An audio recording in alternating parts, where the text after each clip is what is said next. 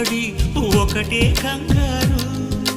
చప్పున ఒకటై పోదాం ఈ దూరం జరగని, ఎక్కడికైనా పోదాం మన లోకం వేరని.